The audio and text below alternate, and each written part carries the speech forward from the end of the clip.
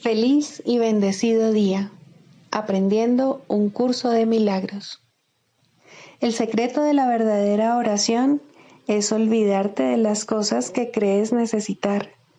Pedir algo específico es igual que ver el pecado primero y luego perdonarlo.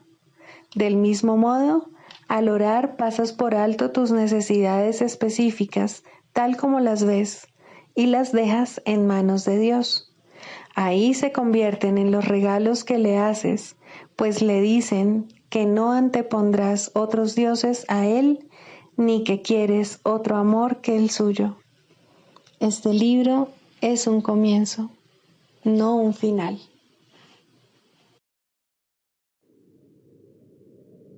Del prefacio que postula, párrafo 9. La percepción es una función del cuerpo y por lo tanto supone una limitación de la conciencia.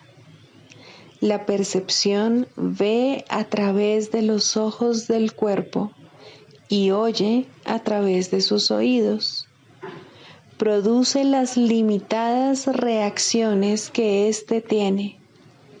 El cuerpo aparenta ser, en gran medida, automotivado e independiente, mas en realidad solo responde a las intenciones de la mente.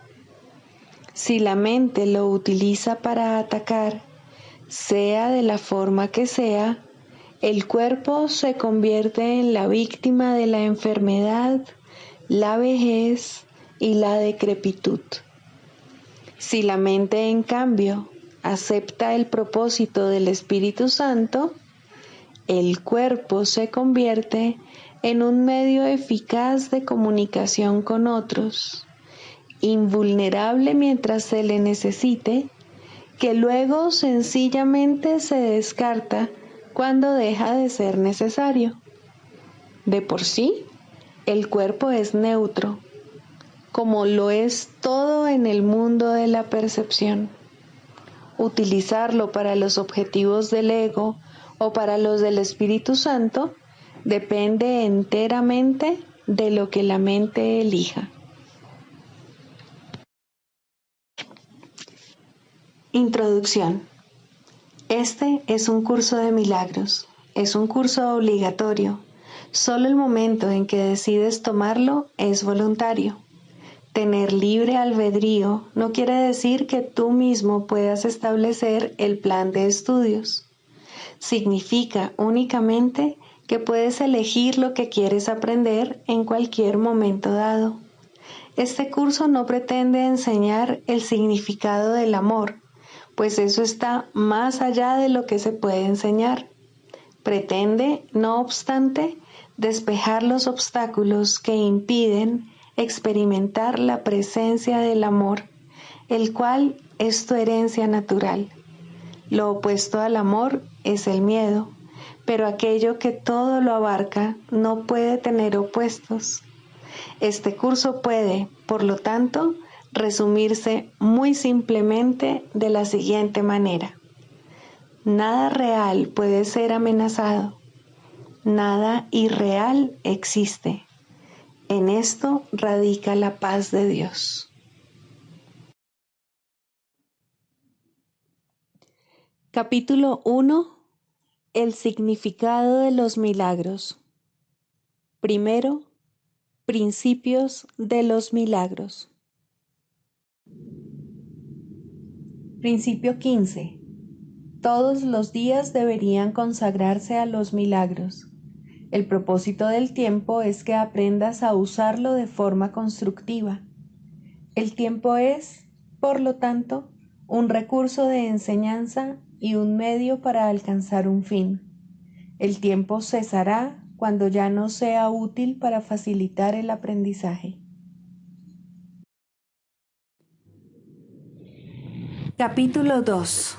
La separación y la expiación. 7. Causa y efecto. Puede que todavía te quejes de que tienes miedo, pero aún así sigues atemorizándote a ti mismo. He indicado ya que no puedes pedirme que te libere del miedo.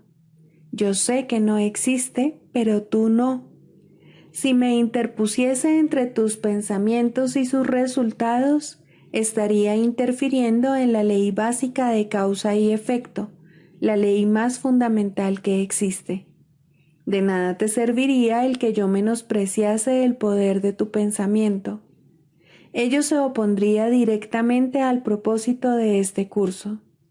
Es mucho más eficaz que te recuerde que no ejerces suficiente vigilancia con respecto a tus pensamientos. Tal vez pienses que a estas alturas solo un milagro te capacitaría para hacer eso, lo cual es absolutamente cierto. No estás acostumbrado a pensar con una mentalidad milagrosa, pero se te puede enseñar a pensar de esta manera. Todos los obradores de milagros necesitan este tipo de instrucción. No puedo permitir que dejes de vigilar a tu mente, ya que de otro modo no podrías ayudarme. Obrar milagros requiere el que uno se dé cuenta plenamente del poder de los pensamientos a fin de evitar las creaciones falsas. De lo contrario, sería necesario un milagro que rectificase a la mente misma, proceso circular que no propiciaría el colapso del tiempo, que es para lo que el milagro se concibió. El obrador de milagros debe poseer un genuino respeto por la verdadera ley de causa y efecto como condición previa para que se produzca el milagro. Tanto el milagro como el miedo proceden de pensamientos. Si no eres libre de elegir uno, tampoco serás libre de elegir el otro. Al elegir el milagro, rechazas el miedo, aunque solo sea temporalmente. Te has sentido temeroso de todo el mundo y de todas las cosas. Tienes miedo de Dios, de mí y de ti mismo. Nos has percibido erróneamente o creado falsamente y crees en lo que has fabricado. No habrías podido hacer nada de eso si no hubieses tenido miedo de tus propios pensamientos. Los temerosos no pueden sino crear falsamente, puesto que perciben erróneamente la creación. Cuando creas falsamente, no puedes sino sufrir. El principio de causa y efecto se convierte ahora en un verdadero catalizador, aunque solo sea temporalmente. En realidad, causa es un término que le corresponde propiamente a Dios, y su efecto es su Hijo. Esto supone una serie de relaciones de causa y efecto completamente diferentes de las que tú introduces en tus creaciones falsas. El conflicto fundamental en este mundo es, pues, entre la creación y la creación falsa. Todo miedo está implícito en la segunda y todo amor en la primera. El conflicto es, por lo tanto, entre el amor y el miedo. Ya hemos dicho que crees que no puedes controlar el miedo porque tú mismo lo inventaste y tu creencia en él parece ponerlo fuera de tu control. Sin embargo, todo intento de resolver el error tratando de dominar el miedo es inútil. De hecho, eso no hace más que corroborar su poder al asumir que necesita ser dominado. La verdadera solución descansa enteramente en alcanzar el dominio por medio del amor.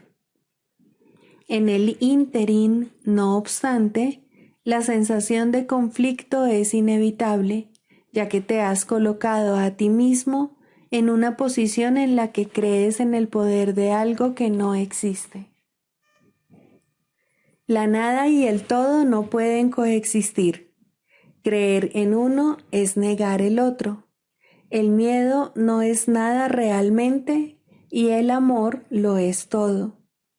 Siempre que la luz irrumpe en la obscuridad, la obscuridad desaparece.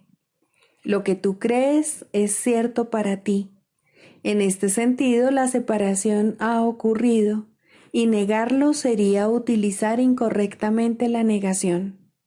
Concentrarse en el error, no obstante, no es más que otro error.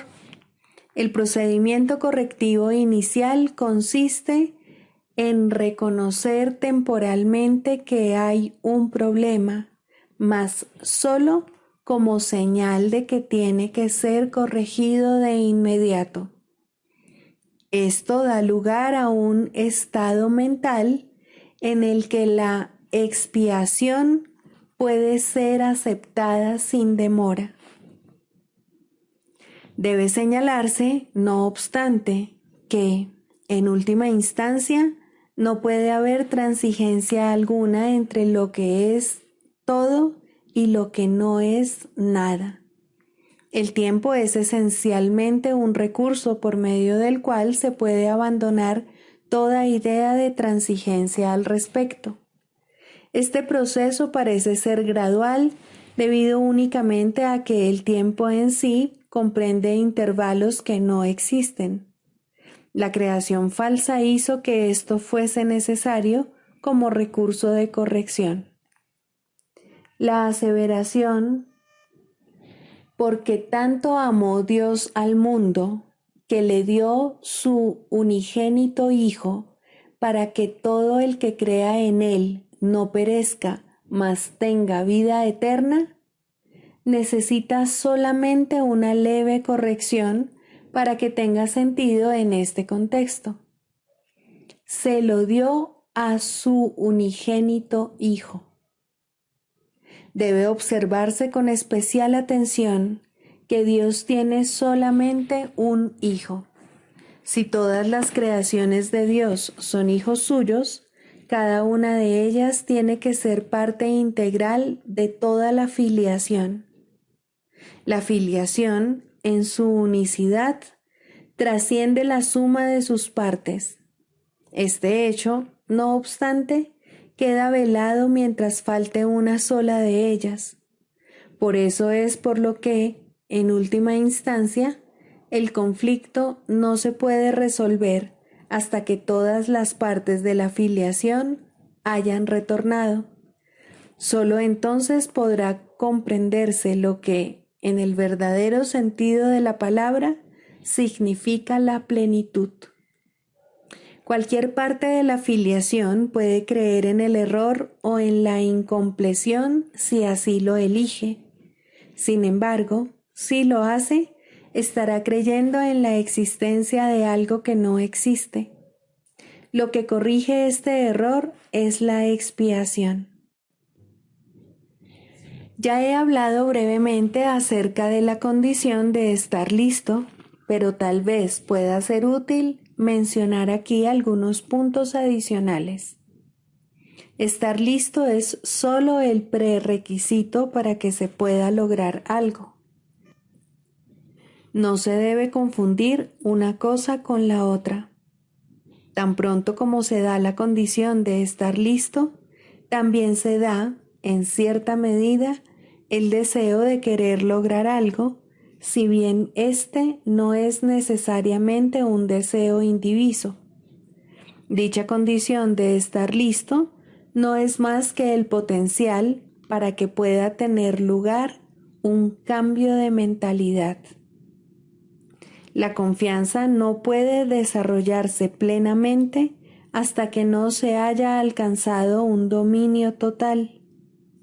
Hemos tratado ya de corregir el error fundamental de que es posible dominar el miedo, y hemos enfatizado que el verdadero dominio solo se puede alcanzar por medio del amor.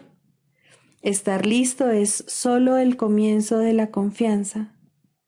Tal vez pienses que esto implica que tiene que transcurrir mucho tiempo entre el momento en que estás listo y aquel en el que alcanzas el dominio, pero permíteme recordarte que el tiempo y el espacio están bajo mi control.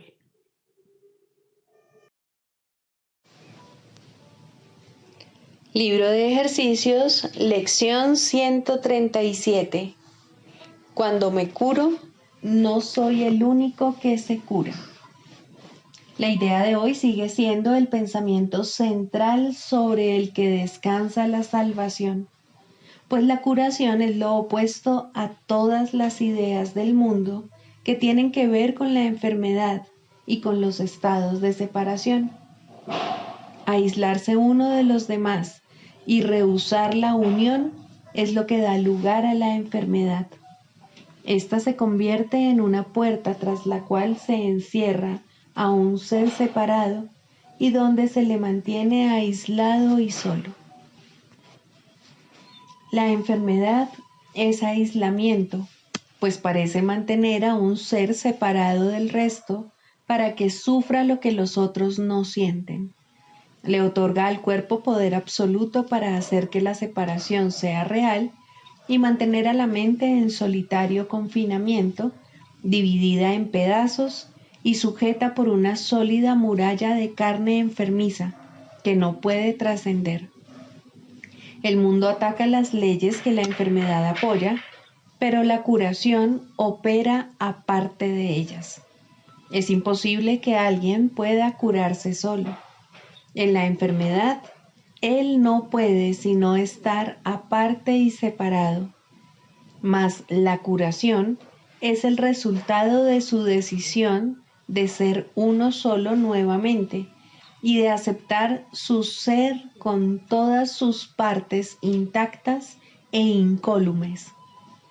En la enfermedad, su ser aparenta estar desmembrado y desprovisto de la unidad que le da vida, mas la curación se logra al él comprender que el cuerpo no tiene el poder de atacar la universal unicidad del Hijo de Dios.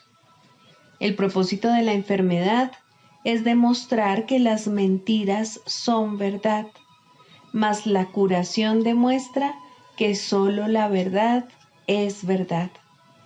La separación que la enfermedad pretende imponer en realidad jamás ha tenido lugar. Curar es meramente aceptar lo que siempre ha sido la simple verdad, lo cual seguirá siendo exactamente como siempre fue. No obstante, a los ojos acostumbrados a las ilusiones, se les debe mostrar que lo que contemplan es falso.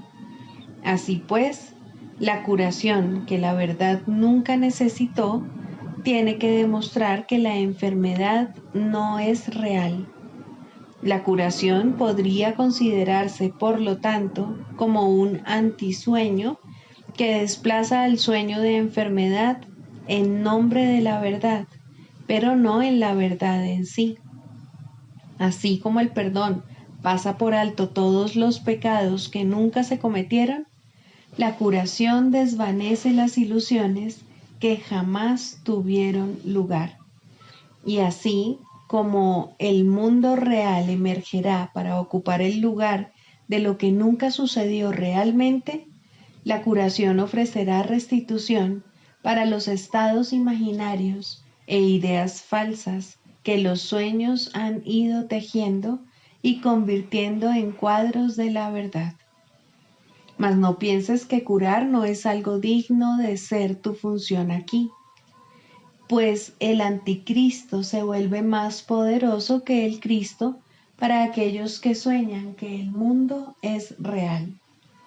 El cuerpo parece ser más sólido y más estable que la mente, y el amor se convierte en un sueño, mientras que el miedo continúa siendo la única realidad que puede verse, justificarse y entenderse plenamente.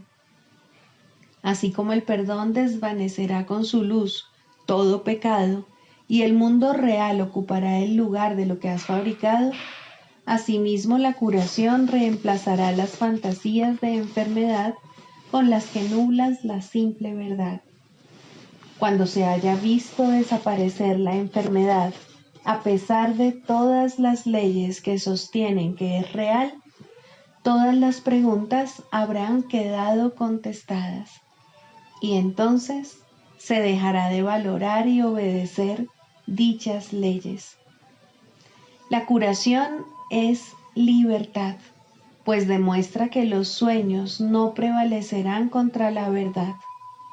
La curación es algo que se comparte y mediante este atributo demuestra que las leyes que son diferentes de las que sostienen que la enfermedad es inevitable son más poderosas que las leyes enfermizas que sostienen lo contrario. La curación es fuerza, pues con su tierna mano se supera la debilidad y las mentes que estaban amuralladas en un cuerpo quedan liberadas para unirse a otras mentes y así ser fuertes para siempre. La curación, el perdón y el feliz intercambio del mundo del dolor por uno en el que la tristeza no tiene cabida son los medios por los que el Espíritu Santo te exhorta a que lo sigas. Sus dulces lecciones te enseñan cuán fácilmente puedes alcanzar la salvación y cuán poca práctica necesitas para dejar que sus leyes reemplacen a las que tú promulgaste para mantenerte prisionero de la muerte. Su vida se vuelve la tuya propia al tú extender la poca ayuda que Él te pide para liberarte de todo lo que jamás te causó dolor.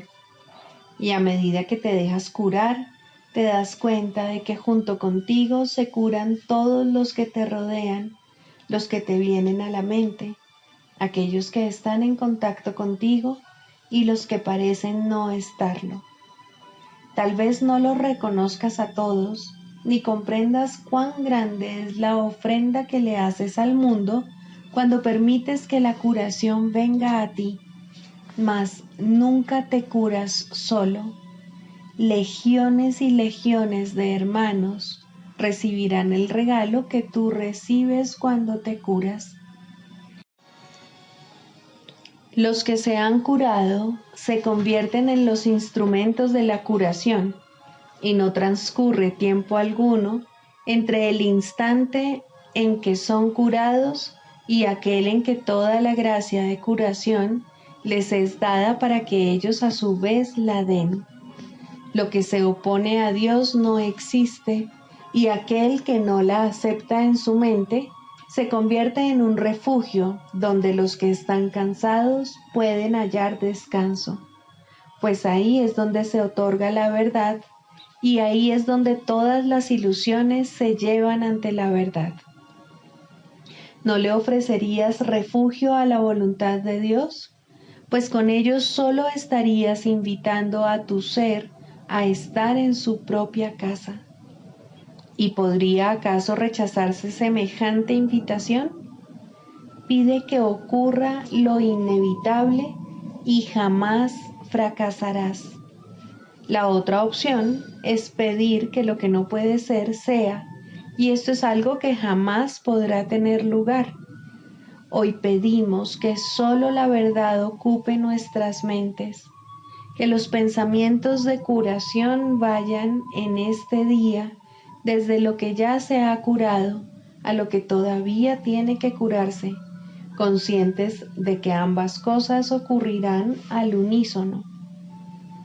Cuando el reloj marque la hora, recordaremos que nuestra función es permitir que nuestras mentes sean curadas para que podamos llevar la curación al mundo e intercambiar la maldición por bendiciones, el dolor por la alegría y la separación por la paz de Dios. ¿No vale la pena, acaso, dar un minuto de cada hora a cambio de semejante regalo? ¿Y no es un poco de tiempo una ofrenda insignificante a cambio del regalo de lo que lo es todo? Mas debemos estar preparados para semejante regalo, de modo que comenzaremos el día dedicando 10 minutos a los pensamientos que siguen a continuación, con los cuales también lo concluiremos por la noche. Cuando me curo, no soy el único que se cura, y quiero compartir mi curación con el mundo. a fin de que la enfermedad pueda ser erradicada de la mente del único Hijo de Dios, quien es mi único ser.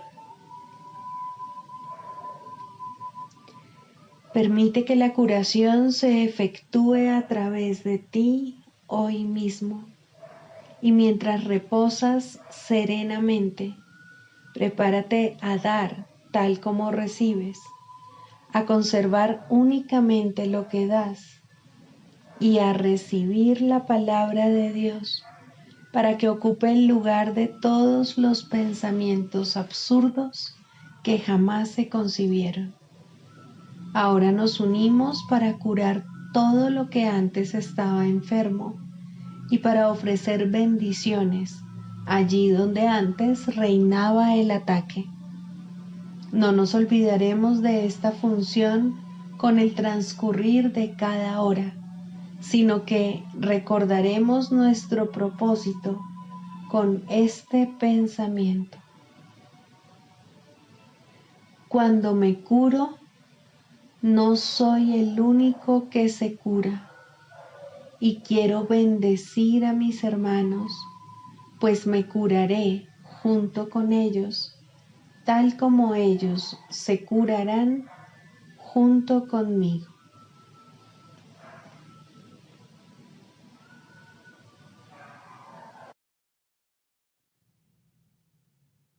Del Manual para el Maestro, pregunta 4. ¿Cuáles son las características de los maestros de Dios? 7. Generosidad. La palabra generosidad tiene un significado especial para el Maestro de Dios. No es el significado usual de la palabra. De hecho, es un significado que tiene que aprenderse, y aprenderse muy bien. Al igual que todos los demás atributos de los maestros de Dios, esta se basa, a fin de cuentas, en la confianza, puesto que sin confianza nadie puede ser generoso en el verdadero sentido de la palabra. Para el mundo, generosidad significa dar en el sentido de perder. Para los maestros de Dios, generosidad significa dar en el sentido de conservar. Se ha hecho hincapié en esta idea a lo largo del texto, así como en el libro de ejercicios, pero tal vez sea más extraña para el pensamiento del mundo que muchas de las otras ideas de nuestro programa de estudios. Lo que la hace más extraña es el hecho de que es obviamente lo opuesto a la manera de pensar del mundo. De la manera más clara posible y en el más simple de los niveles, la palabra significa exactamente lo opuesto para los maestros de Dios que para el mundo. El maestro de Dios es generoso en interés propio, pero no nos referimos aquí al interés propio del ser del que el mundo habla. El maestro de Dios no quiere nada que él no pueda dar, pues se da cuenta de que, por definición, ello no tendría ningún valor para él. ¿Para qué lo iba a querer? Solo podría perder por su causa, no podría ganar nada. Por lo tanto, no busca nada que sea solo para él, ya que eso sería la garantía de que lo perdería. No quiere sufrir, porque entonces iba a querer buscarse dolor, pero sí quiere conservar todas las cosas que son de Dios y que, por ende, son para su Hijo. Esas son las cosas que le pertenecen. Esas sí que las puede dar con verdadera generosidad, conservándolas de este modo para sí mismo eternamente.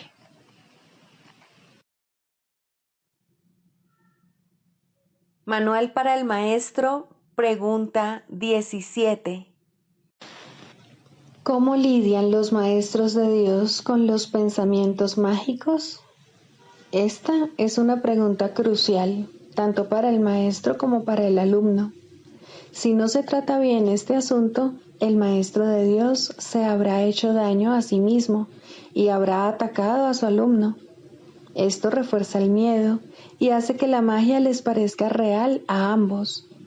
La manera de lidiar con la magia es, por lo tanto, una de las lecciones fundamentales que el Maestro de Dios tiene que aprender cabalmente. Su responsabilidad principal al respecto es no atacarla. Si un pensamiento mágico despierta hostilidad, de la clase que sea, el Maestro de Dios puede estar seguro de que está reforzando su propia creencia en el pecado y de que se ha condenado a sí mismo. Puede estar seguro además que les ha abierto las puertas a la depresión, al miedo, al desastre. Que recuerde entonces que no es esto lo que quiere enseñar, porque no es esto lo que quiere aprender. Existe, no obstante, la tentación de responder a la magia de tal manera que ello la refuerza. Y esto no es siempre obvio. De hecho, puede estar fácilmente oculto bajo un aparente deseo de ayudar. Este doble deseo es lo que hace que la ayuda no sirva de gran cosa y que inevitablemente produzca resultados indeseables. Tampoco se debe olvidar que el resultado que se produzca será el mismo para él que para el alumno. ¿Cuántas veces se ha subrayado el hecho de que solo te das a ti mismo? ¿Y dónde podría observarse esto con mayor claridad que en los tipos de ayuda que el Maestro de Dios presta a aquellos que necesitan su ayuda?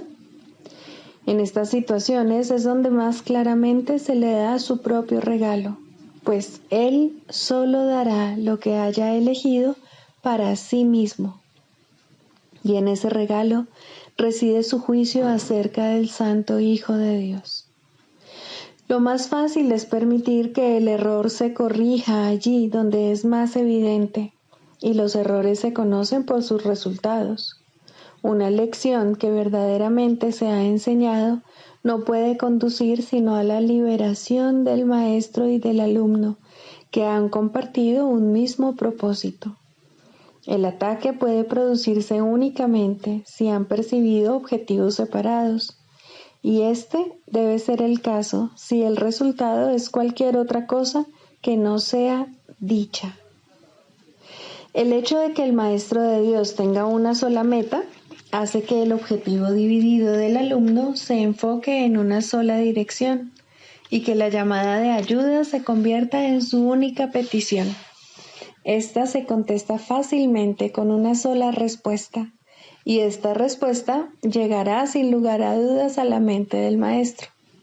Desde ahí irradiará a la mente del alumno, haciéndola así una con la suya. Tal vez sea útil recordar que nadie puede enfadarse con un hecho. Son siempre las interpretaciones las que dan lugar a las emociones negativas, aunque éstas parezcan estar justificadas por lo que aparentemente son los hechos o por la intensidad del enfado suscitado. Este puede adoptar la forma de una ligera irritación, tal vez demasiado leve como para ni siquiera poderse notar claramente, o puede también manifestarse en forma de una ira desbordada, acompañada de pensamientos de violencia, imaginados o aparentemente perpetrados. Esto no importa. Estas reacciones son todas lo mismo. Ponen un velo sobre la verdad, y esto no puede ser nunca una cuestión de grados. O bien la verdad es evidente o no lo es. No puede ser reconocida solo a medias. El que no es consciente de la verdad no puede sino estar contemplando ilusiones. Reaccionar con ira ante cualquier pensamiento mágico que se haya percibido es una de las causas básicas del temor. Examina lo que esta reacción significa y se hará evidente el lugar central que ocupa en el sistema de pensamiento del mundo. El pensamiento mágico, por su mera presencia, da por sentada la separación entre Dios y nosotros. Afirma de la forma más clara posible que la mente que cree tener una voluntad separada y capaz de oponerse a la voluntad de Dios, cree también que puede triunfar en su empeño. Es obvio que esto no es cierto. Sin embargo, es igualmente obvio que se puede creer que lo es. Y ahí es donde la culpabilidad tiene su origen. Aquel que usurpa el lugar de Dios y se lo queda para sí mismo, tiene ahora un enemigo mortal. Y ahora él mismo tiene que encargarse de su propia protección y construir un escudo con que mantenerse a salvo de una furia tenaz y de una venganza insaciable. ¿Cómo se puede resolver esta injusta batalla? Su final es inevitable, pues su desenlace no puede ser otro que la muerte. ¿Cómo entonces puede uno confiar en sus propias defensas? Una vez más, pues, hay que recurrir a la magia. Olvídate de la batalla, acéptala como un hecho y luego olvídate de ella. No recuerdes las ínfimas probabilidades que tienes de ganar. No recuerdes la magnitud del enemigo, ni pienses cuán débil eres en comparación con él. Acepta tu estado de separación, pero no recuerdes cómo se originó. Cree que has ganado la batalla, pero no conserves el más mínimo recuerdo de quién es realmente tu formidable contrincante. Al proyectar tu olvido sobre él, te parecerá que él se ha olvidado también. Mas, ¿cuál va a ser ahora tu reacción ante todos los pensamientos mágicos? No pueden sino volver a despertar tu culpabilidad durmiente que has ocultado pero no has abandonado. Cada uno le dice claramente a tu mente atemorizada: has usurpado el lugar de Dios, no creas que Él lo ha olvidado.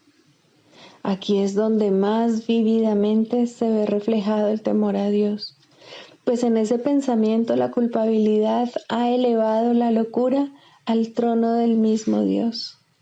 Y ahora ya no queda ninguna esperanza, excepto la de matar. En eso estriba ahora la salvación. Un padre iracundo persigue a su hijo culpable. Mata o te matarán, pues estas son las únicas alternativas que tienes. Más allá de ellas, no hay ninguna otra, pues lo que pasó es irreversible. La mancha de sangre no se puede quitar y todo el que lleva esta mancha sobre sí está condenado a morir. A esta situación sin esperanzas, Dios envía a sus maestros, quienes traen consigo la luz de la esperanza directamente desde Él. Hay una manera de escapar que se puede aprender y enseñar, pero requiere paciencia y una gran dosis de buena voluntad. Una vez que esto se ha alcanzado, la obvia simplicidad de la lección resalta como una luz blanca y brillante, contrapuesta a un horizonte negro, pues eso es lo que es. Dado que la ira procede de una interpretación y no de un hecho, nunca está justificada. Una vez que esto se entiende, aunque solo sea en parte, el camino queda despejado. Ahora es posible dar el siguiente paso. Por fin se puede hacer otra interpretación. Los pensamientos mágicos no tienen que conducir necesariamente a la condenación, pues no tienen realmente el poder de suscitar la culpabilidad, de modo que pueden pasarse por alto y olvidarse en el verdadero sentido de la palabra. La locura tan solo aparenta ser algo terrible. En realidad no puede hacer nada, pues no tiene ningún poder.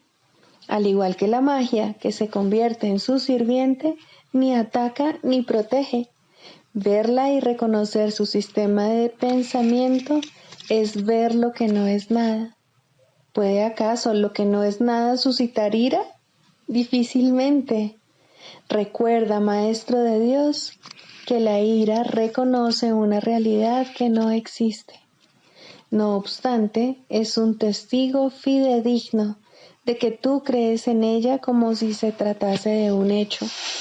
Ahora no podrás escapar hasta que te des cuenta de que has estado reaccionando a tus propias interpretaciones, las cuales habías proyectado sobre el mundo externo. Permite que se te despoje de esa siniestra espada. La muerte no existe, la espada tampoco. El temor a Dios carece de causa. Su amor, en cambio, es la causa de todo lo que está más allá de todo temor, y es, por lo tanto, por siempre real y eternamente verdad. Clarificación de términos. 5. Jesús, Cristo. No necesitas ayuda para entrar en el cielo, pues jamás te ausentaste de él, pero sí necesitas una ayuda que proceda de más allá de ti, pues te encuentras limitado por falsas creencias con respecto a tu identidad, la cual solo Dios estableció en la realidad. Los ayudantes que se te proveen varían de forma, aunque ante el altar son uno solo. Más allá de cada uno de ellos se encuentra un pensamiento de Dios, y esto jamás ha de cambiar. Pero sus nombres difieren por un tiempo, puesto que el tiempo necesita símbolos, siendo de por sí irreal. Sus nombres son legión, pero no nos extenderemos más allá de los nombres que el curso en sí emplea. Dios no provee ayuda, pues no sabe de necesidades. Sin embargo, Él crea todos los ayudantes que su Hijo pueda necesitar, mientras éste siga creyendo que sus fantasías son reales. Dale gracias a Dios por ellos, pues son quienes te conducirán de regreso a tu hogar. El nombre de Jesús es el nombre de uno que, siendo hombre, vio la faz de Cristo en todos sus hermanos y recordó a Dios. Al identificarse con Cristo, dejó de ser un hombre y se volvió uno con Dios. El hombre era una ilusión, pues parecía ser un ser separado que caminaba por su cuenta, dentro de un cuerpo que aparentemente mantenía a su ser separado de su ser, como hacen todas las ilusiones. Pero, ¿quién puede salvar a menos que, al ver las ilusiones, las identifique como lo que son? Jesús sigue siendo un Salvador, porque vio lo falso y no lo aceptó como la verdad. Cristo necesitó su forma para poder presentarse ante los hombres y salvarlos de sus ilusiones. En su completa identificación con el Cristo, el perfecto Hijo de Dios, su única creación y su felicidad, por siempre como Él y uno con Él, Jesús se convirtió en lo que todos vosotros no podéis sino ser. Mostró el camino para que le siguieras. Él te conduce de regreso a Dios porque vio el camino ante sí y lo siguió. Jesús hizo una clara distinción, todavía velada para ti, entre lo falso y lo verdadero. Te ofreció una demostración palpable de que es imposible matar al Hijo de Dios y de que el pecado, la maldad, la malicia, el miedo o la muerte no pueden alterar su vida en modo alguno. Todos tus pecados, por lo tanto, te han sido perdonados, ya que jamás tuvieron consecuencia alguna, y así no fueron más que sueños. Levántate con aquel que te mostró esto, ya que se lo debes por haber compartido contigo tus sueños para que pudieran ser disipados, y todavía los comparte para mantenerse en unión contigo. ¿Es Él el Cristo? Por supuesto que sí, junto contigo. Su vida en la tierra no fue lo suficientemente larga como para poder enseñar la poderosa lección que aprendió por todos vosotros. Mas Él permanecerá contigo para conducirte desde el infierno que tú hiciste hasta Dios. Y cuando unas tu voluntad a la suya, verás a través de su visión, pues los ojos de Cristo se comparten. Caminar con Él es algo tan natural como caminar con un hermano al que conoces desde que naciste, pues eso es en verdad lo que Él es. Se han hecho amargos ídolos de aquel que solo quiere ser un hermano para el mundo. Perdónale tus fantasías y comprende lo mucho que amarías a un hermano así, pues Él por fin le brindará descanso a tu mente y la llevará contigo ante tu Dios. ¿Es Él el único ayudante de Dios? Por supuesto que no, pues Cristo adoptará muchas formas con diferentes nombres hasta que se reconozca la unidad de todas ellas. Mas para ti, Jesús es el portador del único mensaje de Cristo acerca del amor de Dios. No tienes necesidad de ningún otro. Es posible leer sus palabras y beneficiarse de ellas sin aceptarle en tu vida, mas Él te ayudaría todavía más si compartieses con Él tus penas y alegrías y renunciases a ambas para hallar la paz de Dios. Con todo, lo que Él quiere que aprendas más que nada sigue siendo la lección que vino a enseñar, la cual reza así: la muerte no existe porque el Hijo de Dios es como su Padre. No puedes hacer nada que pueda alterar el amor eterno. Olvida tus sueños de pecado y de culpabilidad, y en su lugar ven conmigo a compartir la resurrección del Hijo de Dios, y trae contigo todos aquellos que Él te ha enviado para que cuides de ellos, como yo cuido de ti. Sexto, ¿cómo se define la sanación? El proceso de la psicoterapia, pues, se puede definir simplemente como perdón, pues no hay sanación que pueda ser otra cosa. Los que no perdonan están enfermos, pues creen que ellos no han sido perdonados. El asirse a la culpa, el abrazarla estrechamente y cuidarla, el protegerla con amor y el mantener en alerta su defensa, todo esto no es otra cosa que una implacable negativa a perdonar. Dios no puede entrar aquí, repiten los enfermos una y otra vez mientras lamentan su pérdida y, sin embargo, se regocijan en ella. La sanación ocurre a medida que un paciente comienza a escuchar el canto fúnebre que entona y a cuestionar su validez. Hasta que no lo escuche, no puede entender que es él quien se lo canta a sí mismo. Escucharlo es el primer paso en la recuperación. Cuestionarlo tiene que convertirse entonces en su elección. Hay una tendencia, y muy fuerte, a escuchar este canto de muerte solo un instante para luego descartarlo sin haberlo corregido.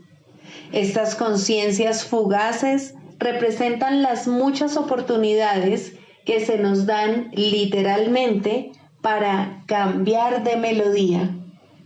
En vez de esta, puede escucharse el sonido de la sanación.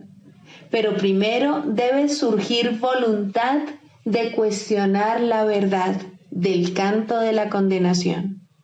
Las distorsiones extrañas que se tejen inextricablemente al interior del concepto del yo, que en sí no es otra cosa que una pseudocreación, hacen que este feo sonido parezca verdaderamente hermoso. El ritmo del universo, el canto del ángel heraldo, todo esto y más se oye en lugar de esos ruidosos chillidos discordantes. El oído traduce, no oye. El ojo reproduce, no ve. Su tarea es hacer agradable aquello que se invoca, no importa cuán desagradable pueda ser. Responden a las decisiones de la mente al reproducir sus deseos y traducidos en formas aceptables y placenteras.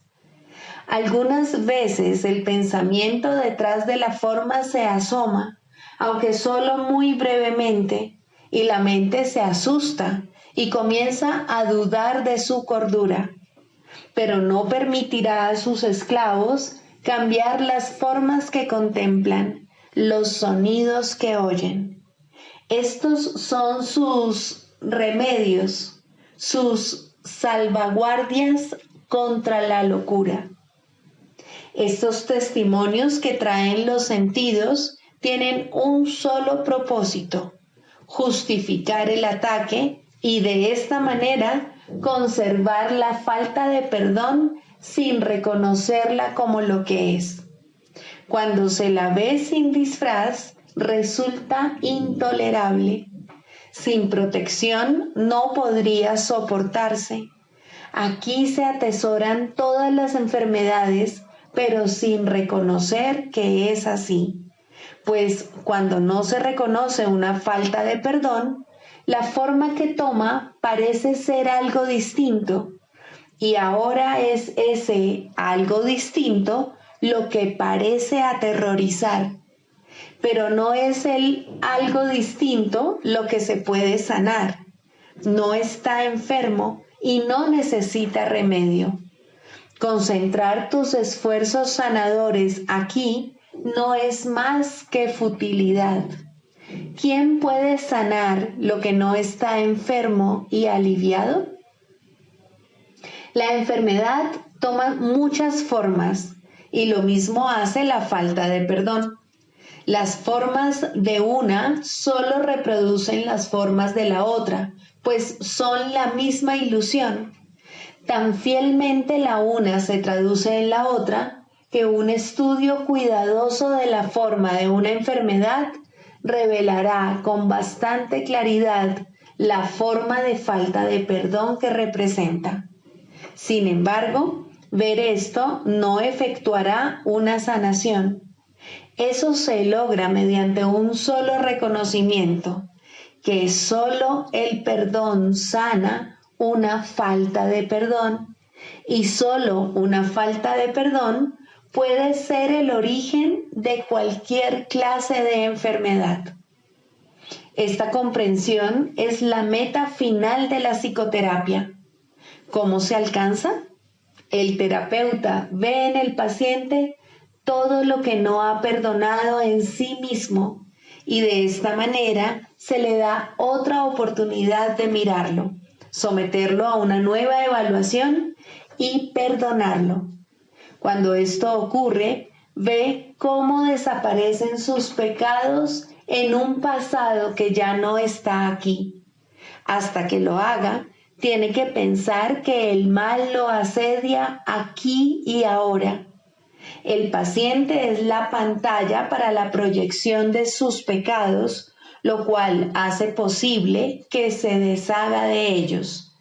Pero si llega a retener una mancha de pecado en lo que mira, su liberación es parcial y no será segura. Nadie se cura solo.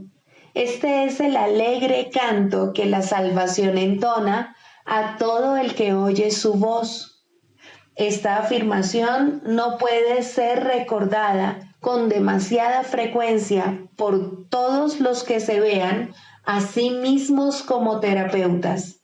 Sus pacientes solo se pueden ver como portadores de perdón, pues son ellos quienes vienen a demostrar su impecabilidad ante ojos que aún creen que el pecado se encuentra ahí para que lo vean.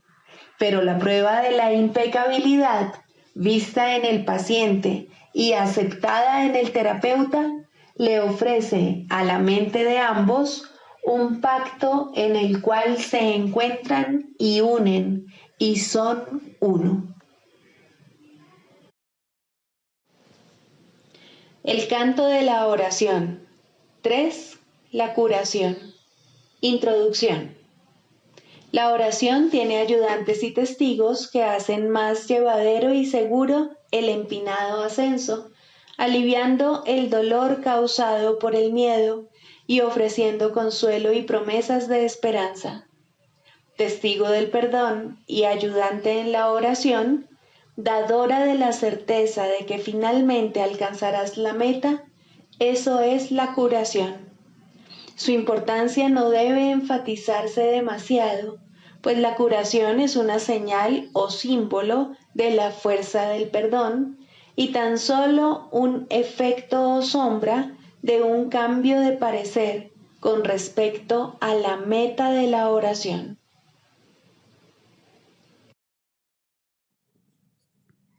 Sigamos a Jesús haciendo del perdón algo tan natural como respirar y algo tan vital como el aire.